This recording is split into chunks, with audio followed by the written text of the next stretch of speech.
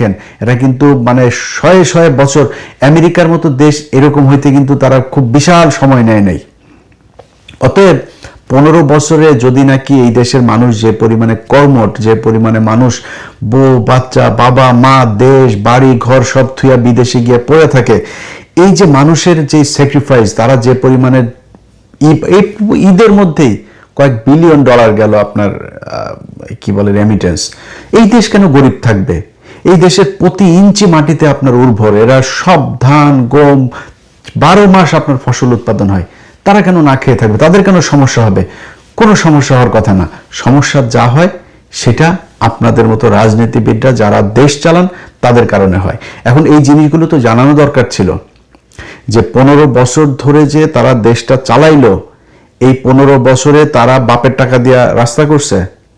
ধরেন ঢাকা মাওয়া রাস্তাটার কথাই যদি বলি, ওদিকে ওই যে হাট কুমরোল নাকি একটা আছে সিরাজগঞ্জের ওইদিকে, তারপরে যে ঢাকা চিটাগাং আপনার 4 লেনের বিভিন্ন জায়গায় যে রাস্তাঘাটগুলো হলো, পদ্মা সেতু হয়েছে, ওর বাপের টাকা দিয়ে করে নাই তো?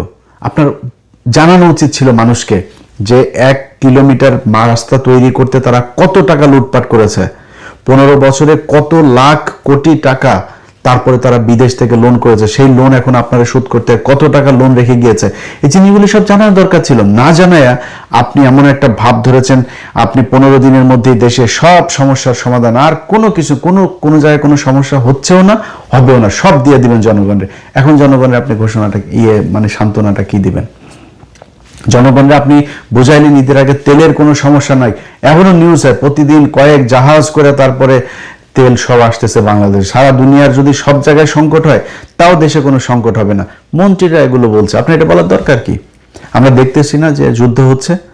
তা আমরা আপনি নিজের সামনে তো আছে, আরে শেখ হাসিনা ইউক্রেন আর রাশিয়ার যুদ্ধ, ওই কথা বলতে গেলে মুখস্থ একটা বক্তব্য শিখেছিল, ইউক্রেন রাশিয়া মুক্ত এই যুদ্ধ, তারপরে এই যে কোভিড মহামারী, এই 3-4টা কথা প্রতি বক্তব্যে বলতো, যেখানেই সমস্যা সেখানে ওইটারে দিত। আপনার তো জেনুইন হাসিনার মতো 4-5 বছর ধরে না, তো আপনার মাত্র এখনো যুদ্ধ চলছে, ওটাকে আপনি বলতে পারতেন যে এখানে যুদ্ধ হচ্ছে ভাই, আমাদের এই সমস্যা, মানুষ বুঝতো তো। আপনারা তো বেশি দিন হয়নি ক্ষমতায় এসছেন, না কোনো সমস্যা নাই, তেল সবাই পেয়ে যাবে, সবাইকে তেল দেওয়া, পাম্পই বন্ধ হয়ে গিয়েছে অনেক জায়গায়। আপনি যে আমি যদি মিথ্যা কথা বলে থাকি, আপনারা যারা দেশে আছেন আপনারাই বলেন। আপনারা গ্রামে গিয়েছেন, আপনার মোটর সাইকেলে তেল নিতে পারেন কিনা বলেন তো। এগুলো হচ্ছে, কিন্তু সব দায় আপনি ঘাড়ে নিলেন। এসব বাদ দিয়া বিএনপিকে বলবো, দেখেন তারেক রহমান, আপনার সাথে আমাদের কোনো শত্রুতা নেই। আপনি এখন বিএনপির প্রধান, আপনি দেশের প্রধান, আপনি দেশ চালাবেন।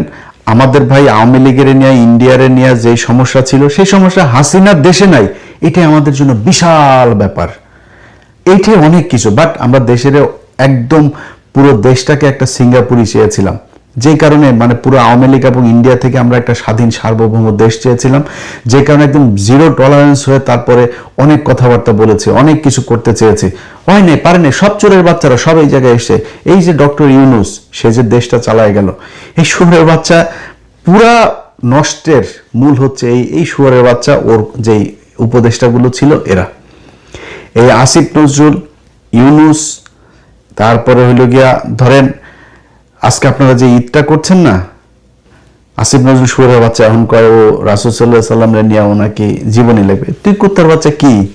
কে তুই? তোর ঘরে কাজের বুয়া পর্যন্ত প্রেগনেন্ট হয়ে বাইরে হয়, তুই কে? তুই বই লিখবি রাসূল সাল্লাল্লাহু আলাইহি ওয়াসাল্লাম নিয়ে, আর তোর বই পড়া লাগবে? তোর বউ হইলো রোকেয়া প্রাচী, তোর বউ হইলো হুমায়ুন আহমেদের মেয়ে, তুই তো নিজেই শালা নাস্তিক একটা। তুই আসছিস আবার আস্তাগফিরুল্লাহ, ওই স্বীকার করে না, কিন্তু ওর কার্যকলাপ যা আছে সব কিছুই একদম ইন্ডিয়ান মাল। ও প্রথম আলোর পুরো শেল্টার দাতা, ওর কারণে আজকে যেই ঈদটা যাচ্ছে না, যে ঈদে আপনারা বিশাল আতর সুরমা মাইখা তারপরে বাংলাদেশি ঈদ করলেন, প্রথম সারিতে দাঁড়ায় জাতীয় ঈদগাহে, আপনাদের এইখানে বসাইতে অনেক মানুষের জীবন দিতে হয়েছে, অর্থ দিতে হয়েছে, তার পরিবার ধ্বংস হয়ে গিয়েছে, এখন পর্যন্ত জেল খাটছে, গেল 17 বছর ধরে জেলে, সেই মানুষগুলোকে জেলে রাখা তারপরে আপনারা ঈদ পালন করেছেন। এই আসিফ নজরুল শুয়োরের বাচ্চারা, এই ইউনূস শুয়োরের বাচ্চা, এই দুইটার কারণে এরা আছে। ধরেন আজকে যে আইনমন্ত্রী হয়েছে না, এই আইনমন্ত্রীর বিরুদ্ধে আমি লেখালেখি করেছি দিলীপ আগারওয়ালা আটক হওয়ার পরে, কিন্তু আইনমন্ত্রীর সাথে আমার কিন্তু ভীষণ ভালো সম্পর্ক ছিল। ওনার বিরুদ্ধে বলেছি দিলীপ আগারওয়ালের, কিন্তু কিছু জিনিস স্বীকার করি, এই লোকটাকে যদি কোনোদিন বলেছে যে ভাই অমুক আলেমের আপনার একটা আছে, হেয়ারিং আছে, ওইটা একটু দেখেন, উনি বাংলাদেশে থাকুক আর না থাক, পরের দিন দেখেছি যে উনি সেই কথাটা কোর্ট পর্যন্ত পাঠিয়েছেন এবং সেটা রেজাল্ট পেয়েছে। ওনার মাধ্যমে অন্তত যদি কম হয় তাও 100 জন আলেমকে আমি ওনার মাধ্যমে হেল্প করেছি। এই ঈদ গেল, ঈদের পরের দিন মাওলানা সাইদুর রহমান সাহেব, ওনার সাথে কথা বললাম, উনি বের হয়েছেন। আরে ভাই, সে কেন ঈদ জেলখানায় করবেন? তারেক রহমান, আপনার মায়ের আলেমদের প্রতি যে সম্মান ছিল, আপনার বাপের যে সম্মান ছিল, আশা করি আপনারও আছে।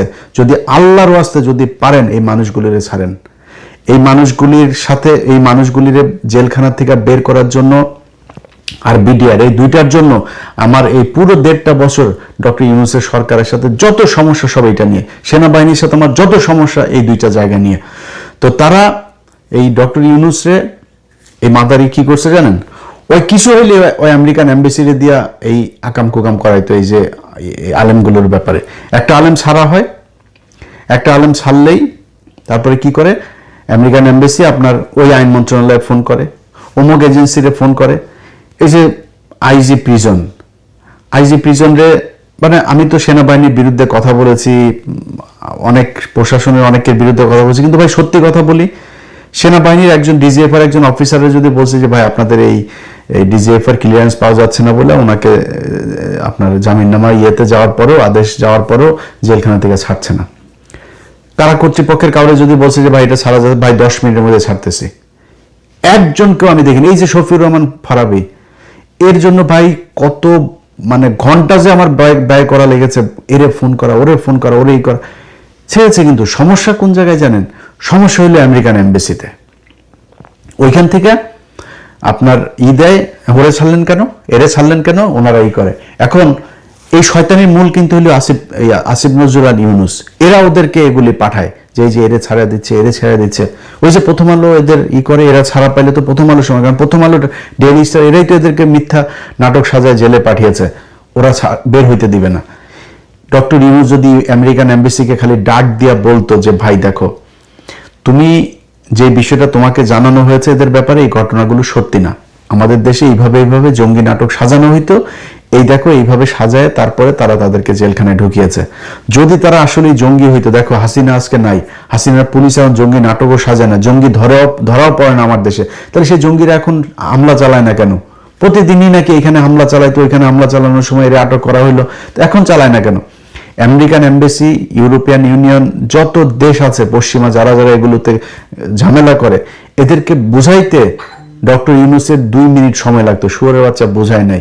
শুয়োরের বাচ্চা করছে কি, ওর ওই ম্যান পাওয়ার ব্যবসারও ওই লাইসেন্স নিছে, আরো আকাম কুকাম যেগুলো করছে, এগুলো তো আপনারা এখন পত্র পত্রিকায় দেখছেন, এগুলো সে করেছে।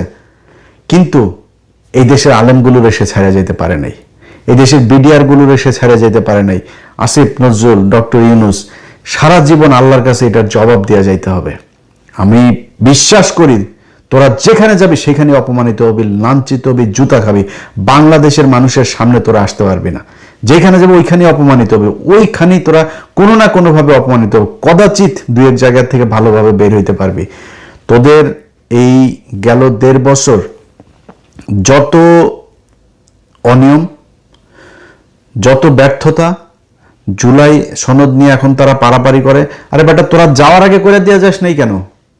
তোরা করার পরপর তোদের তো উচিত ছিল দিন রাত না খায়া তারপর জুলাই সনদে 3 মাসের মধ্যে শেষ করে। তোদের পিছনে বাংলাদেশে আমি নিজে ভিডিও বানিয়েছি, ডক্টর ইউনূসকে 20 বছর চাই, 100 বছর, যতদিন ইচ্ছা, এগুলো আমি বলেছি আমার ভিডিওতে।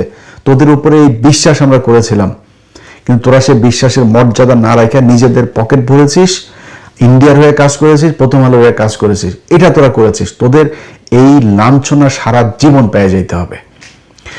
তো যাই হোক, এগুলো তারেক রহমান আপনার কাছে অনুরোধ থাকবে, একটা ঈদ তো গেল আপনার, সামনে আরেকটা ঈদ, ওই ঈদের আগে পিলখানার হত্যাকাণ্ড নিয়ে যারা আসল ক্রিমিনাল সেনাবাহিনীর অফিসারদেরকে ধরেন, তারপরে যেই ইয়েটা হয়েছে, ওই স্বাধীন তদন্ত কমিশনের যে রিপোর্টটা হয়েছে, ওই রিপোর্টের অনুযায়ী কাজ করেন, সব পেয়ে যাবেন, সব কিছু পেয়ে যাবেন, সেখানে আছে। তো এই মানুষগুলোরে ছেড়ে দিয়েন। আর আরেকটা জিনিস হয়েছে যে ভাই সবকিছু নিজের ঘাড়ে নিতে যায় না, নিজের ঘাড়ে নিতে গেলে এইরকম মানুষরে সে আওয়ামী লীগের মতো বলবেন একটা মানুষ বিশ্বাস করবে না, কোনো কথাই বিশ্বাস করবে না। এই যে এখন বলছেন দেশের জ্বালানির কোনো সংকট নাই, নেই, মানুষ পাম্পে গেলে তেল পায় না, হইলে নাই, মানুষ এমনি যায়। তো এইটাও মানুষের কাছে, বাংলাদেশের মানুষের কাছে একটা ঈদের আনন্দের মতো, যে এটা সবাই গাদাগাদি করে তারপরে যাবে, এই কষ্ট এই পরিশ্রম সব মানে প্রিয় মানুষদেরকে দেখার পরে তাদের সব এই ক্লান্তি তারা ভুলে যায়। এটা বাংলাদেশে খুব স্বাভাবিক একটা ঘটনা। এইটারও আপনারা ঘাড়ে নিয়ে আসলেন।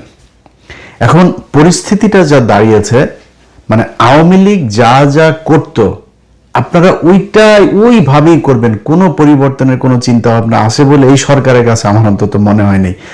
দেখেন আপনাদের আজকে যে তেলের সংকট, আপনাদের এই যে $2 বিলিয়ন অলরেডি আপনারা লোন চেয়েছেন, তারপরে সামনে আরো সংকট হবে। এই তেলের দামের কারণে আপনার শুধু তেল না তো, আপনি যেই জ্বালানিগুলো আমাদের বাইরে থেকে আনতে হয় প্রতিটা জ্বালানির দামে বাড়বে। তো এই যে জ্বালানিগুলো আপনি দামটা বাড়বে, এটাতে প্রতিটা জিনিসের দাম বাড়বে, ইনফ্লেশন হবে, আপনার নতুন করে টাকা ছাপাইতে হবে, কি বলে এটা রিজার্ভ ঘাটতি হবে, সবই হবে। কিন্তু আপনার উচিত ছিল কি? আপনার উচিত ছিল এই সরকারে আসার পরপরই, প্রতিটা মিডিয়া তো আপনাদের নিয়ন্ত্রণ আছে, এটা আমরা 12 তারিখের নির্বাচনই দেখেছি যে আপনাদের চুরি করার সাথে কিভাবে মিডিয়াগুলো আপনাদের তাল মিলিয়েছে। তো এটা নিয়ে খুব বেশি ক্ষোভ নাই, কারণ জামাত ইসলামেরই ক্ষোভ নেই, আমাদের ক্ষোভ থেকে কি হবে? তারা নিজেরাই চায় আপনাদেরকে সুযোগ দিতে, আপনারা দেশ চালান। আওয়ামী লীগ ইন্ডিয়ার ব্যাপারে সাবধান থেকে চালান, জামাতের কোনো সমস্যা নেই, আমাদেরও কোনো সমস্যা নেই, একদম কোনো সমস্যা নেই, বিশ্বাস করেন। তো আসার পরপর মিডিয়াগুলোকে দিয়ে আপনাদের উচিত ছিল এই যে গেল 15 বছরে সেই যে ইন্ডেমনিটি করে তারপরে ওই যে পাওয়ার প্ল্যান্টগুলো তৈরি করে এই বিদ্যুৎ খাতের যে লুটপাট, এই সাবসিডির নামে তাদের যেই লুটপাটগুলো আওয়ামী লীগের লোকজন করেছে, কত টাকা করেছে, কত $1 বিলিয়ন আপনার পাচার হয়েছে, কত $1 বিলিয়ন এইখানে তাদেরকে ঘাটতি দেওয়া হয়েছে, এই কি বলে সাবসিডি দেওয়া হয়েছে। এই লুটপাটের এইটা কি আমাদের কত টাকা এখন এই মুহূর্তে বৈদেশিক ঋণ আছে, কত টাকা অভ্যন্তরীণ ঋণ আছে, কত টাকা প্রতি বছরে শেখ হাসিনা ছাপাইতো, ইনফ্লেশন কি ছিল আমাদের, এই আপনার কাদেরকে কত টাকা প্রতি মাসে আমাদের দেওয়া লাগে, ঋণ দেওয়া লাগে, তো মানে সুদ দেওয়া লাগে, এই জিনিসগুলো সব মানুষকে জানানো দরকার ছিল। এখন আপনারা সেগুলো না জানায় আপনারা শুরু করেছেন কোত্থেকে? মনে হয়েছে যে একটা সাধারণ একটা সরকার ছিল, সেই সরকার থেকে আপনারা নির্বাচনের মাধ্যমে আপনারা একটা রাষ্ট্র গঠন করেছেন, কোনো অভিযোগ নাই দেশে কারোর। আরে ভাই আপনি যত কিছু বুঝান, এখন এই মুহূর্তে একটা মানুষকে, বাংলাদেশের মানুষকে মনে করেন 15 বছর পরে কেউ যদি দেশে যায় থাকে বা 10 বছর পরে দেশে যায় থাকে, তারা যদি আপনি ঢাকা থেকে বাসে করে একটা গাড়িতে করে যদি ছেড়ে দেন, সে যদি বরিশালে যায়, সে দেখবে খালি উন্নয়ন আর উন্নয়ন। 15 বছর কম সময় না তো। এই যে 15 বছর একটা সরকার ক্ষমতায় থাকলো, শুধু মানুষকে যদি আপনি এইটা দেখান যে আমার ওরে বাবা এই রাস্তা হয়েছে, বাংলাদেশে ছিল না কিছু, এই রাস্তা হয়েছে, ওই রাস্তা হয়েছে, হ্যাঁ হয়েছে তো। 15 বছরে একটা দেশ সিঙ্গাপুর হয়, 15 দেশে একটা দেশ মালয়েশিয়া হয়, 15 দেশে একটা দেশ জর্জিয়া হয়। ওইসব দেশে যায় ঈদে বাড়িতে গিয়েছেন এরকম অনেকের কাছেই, আমার পরিচিত অনেক মানুষজনের কাছেও শুনলাম যে মোটর সাইকেলে পর্যন্ত তেল পাওয়া যাচ্ছে না, বিভিন্ন পাম্পগুলো বন্ধ। আমার নিজেরও আমার ফ্যামিলির কাছে শুনলাম যে এরা ঈদে গাড়ি নিয়ে ঘুরতেও যেতে পারেনি, বিভিন্ন পাম্পে নাকি আপনার দড়ি দিয়ে তারপরে আপনার পাম্প বন্ধ করে রাখা হয়েছে বিভিন্ন জায়গায়। 2-1 দিনের ভিতরে হয়তো পরিস্থিতি আরো ভয়ানক হতে পারে, হয়তো একেবারে তেল পাওয়াই যাবে না, এরকম পরিস্থিতিও হওয়ার আশঙ্কা তৈরি হয়েছে। তো আমি জানি না আপনারা যারা ঈদে বাড়িতে গিয়েছেন তারা বলতে পারবেন আপনার এলাকার খবর। আমি যতটুকু শুনেছি যে তেলের প্রচন্ড সংকট আছে এবং তেল পাম্পগুলো বেশিরভাগ বন্ধ, সেখানে কোনো তেল পাওয়া যাচ্ছে না একেবারেই।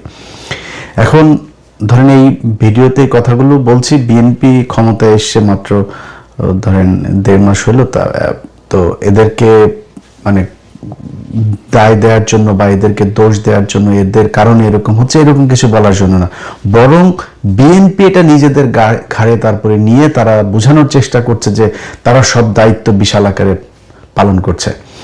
এখন দেখেন, আপনি এই যে যোগাযোগ মন্ত্রী রবিউল ইসলাম, রবিউল ভাইরে আমি ভীষণ পছন্দ করি। কোন দিন থেকে জানেন?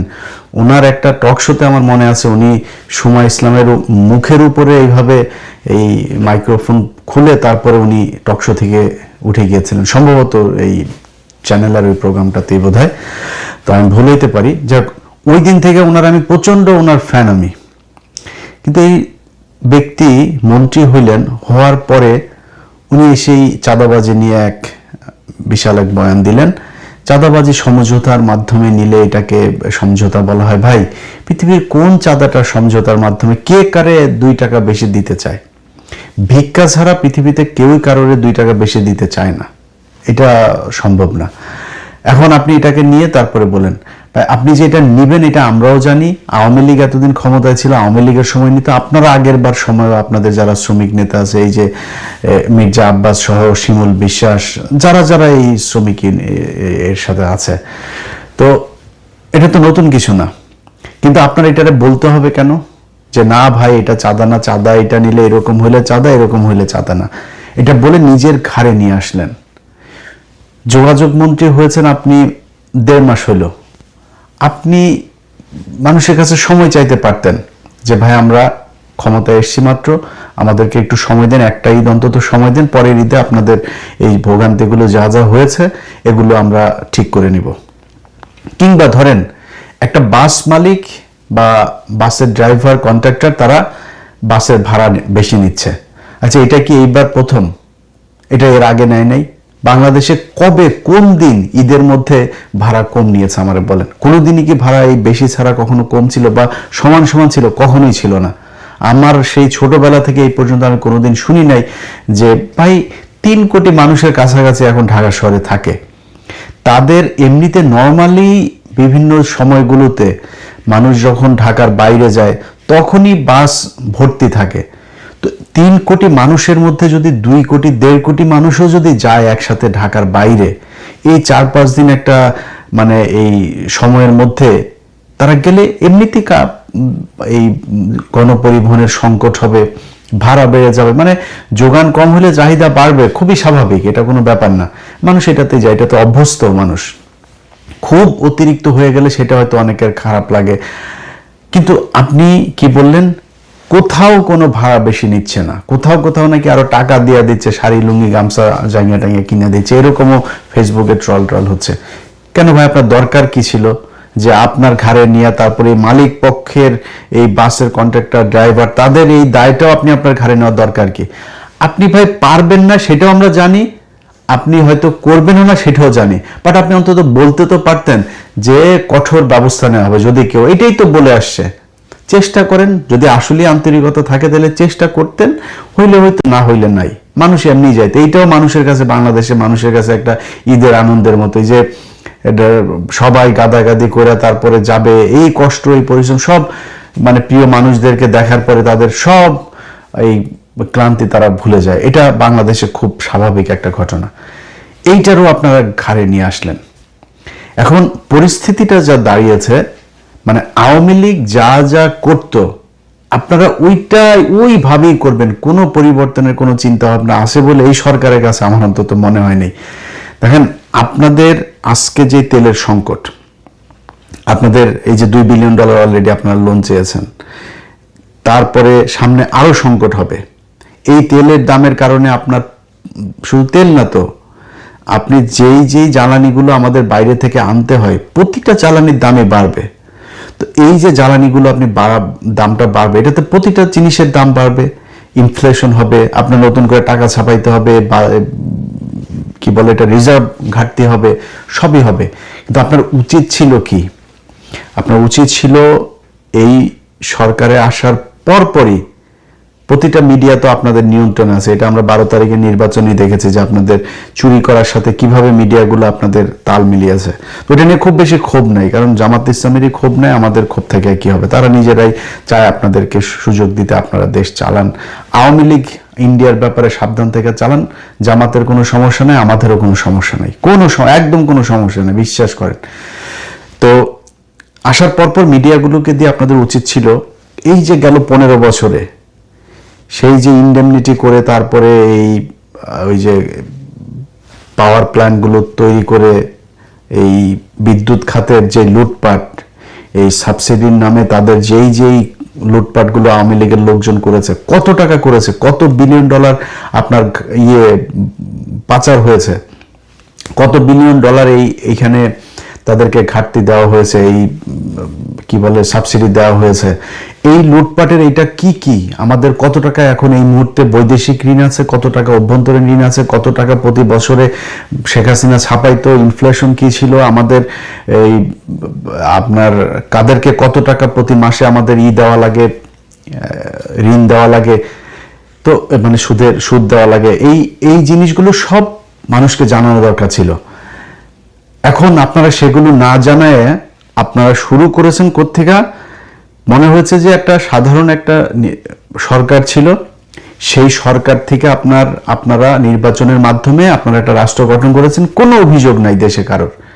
আরে ভাই, আপনি যত কিছুই বুঝান, এখন এই মুহূর্তে একটা মানুষকে, বাংলাদেশের মানুষকে মনে করেন 15 বছর পরে কেউ যদি দেশে যায় থাকে বা 10 বছর পরে দেশে যায় থাকে, তারা যদি আপনি ঢাকা থেকে বাসে করে একটা গাড়িতে করে যদি ছেড়ে দেন, সে যদি বরিশালে যায়, সে দেখবে খালি উন্নয়ন আর উন্নয়ন। 15 বছর কম সময় না তো। এই যে 15 বছর একটা সরকার ক্ষমতায় থাকলো, শুধু মানুষকে যদি আপনি এইটা দেখান যে আমার ওরে বাবা এই রাস্তা হয়েছে, বাংলাদেশে ছিল না কিছু, এই রাস্তা হয়েছে, ওই রাস্তা হয়েছে, হ্যাঁ হয়েছে তো। 15 বছরে একটা দেশ সিঙ্গাপুর হয়, 15 দেশে একটা দেশ মালয়েশিয়া হয়, 15 দেশে একটা দেশ জর্জিয়া হয়। ওইসব দেশে যায় দেখেন, এটা কিন্তু মানে শয়ে বছর। আমেরিকার মতো দেশ এরকম হইতে কিন্তু তারা খুব বিশাল সময় নেয় নাই।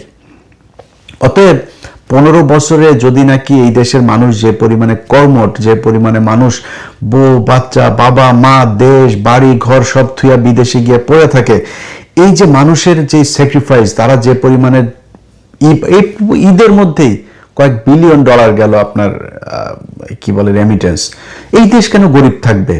এই দেশের প্রতি ইঞ্চি মাটিতে আপনার উর্বর, এরা সব ধান গম 12 মাস আপনার ফসল উৎপাদন হয়, তারা কেন না খেয়ে থাকবে? তাদের কেন সমস্যা হবে? কোনো সমস্যা হওয়ার কথা না। সমস্যা যা হয় সেটা আপনাদের মতো রাজনীতিবিদরা যারা দেশ চালান তাদের কারণে হয়। এখন এই জিনিসগুলো তো জানানো দরকার ছিল যে 15 বছর ধরে যে তারা দেশটা চালাইলো, এই 15 বছরে তারা বাপের টাকা দিয়ে রাস্তা করছে। ধরেন ঢাকা মাওয়া রাস্তাটার কথাই যদি বলি, ওদিকে ওই যে হাট কুমরোল না কি একটা আছে সিরাজগঞ্জের ওদিকে, তারপরে যে ঢাকা চিটাগাং আপনার 4 লেনের বিভিন্ন জায়গায় যে রাস্তাঘাটগুলো হলো, পদ্মা সেতু হয়েছে, ওর বাপের টাকা দিয়ে করে নাই তো। আপনার জানানো উচিত ছিল মানুষকে যে 1 কিলোমিটার রাস্তা তৈরি করতে তারা কত টাকা লুটপাট করেছে, 15 বছরে কত লাখ কোটি টাকা তারপরে তারা বিদেশ থেকে লোন করেছে, সেই লোন এখন আপনারা শোধ করতে কত টাকা লোন রেখে গিয়েছে। এই জিনিসগুলো সব জানার দরকার ছিল। না জানায়া আপনি এমন একটা ভাব ধরেছেন আপনি 15 দিনের মধ্যেই দেশে সব সমস্যার সমাধান, আর কোনো কিছু কোনো জায়গায় কোনো সমস্যা হচ্ছেও না, হবেও না, সব দিয়ে দিবেন জনগণের। এখন জনগণের আপনি ঘোষণাটা মানে সান্ত্বনাটা কি দিবেন? জনগণরা আপনি বুঝাইলেন ঈদের আগে তেলের কোনো সমস্যা নাই, এখনো নিউজ হয় প্রতিদিন কয়েক জাহাজ করে তারপরে তেল সব আসতেছে বাংলাদেশ। সারা দুনিয়ার যদি সব জায়গায় সংকট হয় তাও দেশে কোনো সংকট হবে না। মন্ত্রীরা এগুলো বলছে, আপনি এটা বলার দরকার কি? আমরা দেখতেছি না যে যুদ্ধ হচ্ছে? তা আপনি নিজের সামনে তো আছে, আরে শেখ হাসিনা ইউক্রেন আর রাশিয়ার যুদ্ধ, ওই কথা বলতে গেলে মুখস্থ একটা বক্তব্য শিখেছিল, ইউক্রেন রাশিয়া মুক্ত এই যুদ্ধ, তারপরে এই যে কোভিড মহামারী, এই 3-4টা কথা প্রতি বক্তব্য বলতো, যেখানেই সমস্যা সেখানে ওইটারে দিত। আপনার তো জেনুইন হাসিনার মতো 4-5 বছর ধরে না, তো আপনার মাত্র এখনো যুদ্ধ চলছে, ওটাকে আপনি বলতে পারতেন যে এখানে যুদ্ধ হচ্ছে ভাই, আমাদের এই সমস্যা, মানুষ বুঝতো তো। আপনারা তো বেশি দিন হয়নি ক্ষমতায় এসছেন, না কোনো সমস্যা নাই, তেল সবাই পেয়ে যাবে, সবাইকে তেল দেওয়া, পাম্পই বন্ধ হয়ে গিয়েছে অনেক জায়গায়। আপনি যে আমি যদি মিথ্যা কথা বলে থাকি, আপনারা যারা দেশে আছেন আপনারাই বলেন, আপনারা গ্রামে গিয়েছেন, আপনার মোটরসাইকেলে তেল নিতে পারেন কিনা বলেন তো। এগুলো হচ্ছে, কিন্তু সব দায় আপনি ঘাড়ে নিলেন। এসব বাদ দিয়া বিএনপিকে বলবো, দেখেন তারেক রহমান, আপনার সাথে আমাদের কোনো শত্রুতা নেই। আপনি এখন বিএনপির প্রধান, আপনি দেশের প্রধান, আপনি দেশ চালাবেন। আমাদের ভাই আওয়ামী লীগের নিয়ে, ইন্ডিয়ার নিয়ে যে সমস্যা ছিল, সেই সমস্যা হাসিনার দেশে নাই। এটাই আমাদের জন্য বিশাল ব্যাপার, এইটাই অনেক কিছু। বাট আমরা দেশের একদম পুরো দেশটাকে একটা সিঙ্গাপুরই চেয়েছিলাম, যে কারণে মানে পুরো আওয়ামী লীগ এবং ইন্ডিয়া থেকে আমরা একটা স্বাধীন সার্বভৌম দেশ চেয়েছিলাম, যে কারণে একদম জিরো টলারেন্স হয়ে তারপরে অনেক কথাবার্তা বলেছে, অনেক কিছু করতে চেয়েছে, হয় নাই, পারে নাই। সব চোরের বাচ্চারা সব এই জায়গায় এসে, এই যে ডক্টর ইউনূস, সে যে দেশটা চালায় গেল, এই শুয়োরের বাচ্চা পুরা নষ্টের মূল হচ্ছে এই শুয়োরের বাচ্চা, ওর যেই উপদেষ্টাগুলো ছিল এরা, এই আসিফ নজরুল, ইউনূস, তারপরে হইল গিয়া ধরেন আজকে আপনারা যে ঈদটা করছেন না, আসিফ নজরুল শুয়োরের বাচ্চা এখন কয় ও রাসূল সাল্লাল্লাহু আলাইহি ওয়াসাল্লাম নিয়ে ওনাকে জীবনী লিখবে। তুই কুত্তার বাচ্চা কি? কে তুই? তোর ঘরে কাজের বুয়া পর্যন্ত প্রেগনেন্ট হয়ে বাইরে হয়, তুই কে? তুই বই লিখবি রাসূল সাল্লাল্লাহু আলাইহি ওয়াসাল্লাম নিয়ে, আর তোর বই পড়া লাগবে? তোর বউ হইলো রোকেয়া প্রাচী, তোর বউ হইলো হুমায়ুন আহমেদের মেয়ে, তুই তো নিজেই শালা নাস্তিক একটা।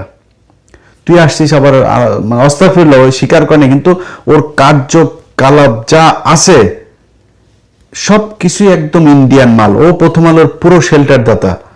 ওর কারণে এ আজকে যেই ঈদটা যাচ্ছে না, যে ঈদে আপনারা বিশাল আতশসুরমা মাইখা তারপরে বাংলাদেশে ঈদ করলেন, প্রথম সারিতে দাঁড়ায় জাতীয় ঈদগাহে, আপনাদের এইখানে বসাইতে অনেক মানুষের জীবন দিতে হয়েছে, অর্থ দিতে হয়েছে, তার পরিবার ধ্বংস হয়ে গিয়েছে, এখন পর্যন্ত জেল খাটছে, গেল 17 বছর ধরে জেলে। সেই মানুষগুলোকে জেলে রাখা তারপরে আপনারা ঈদ পালন করেছেন।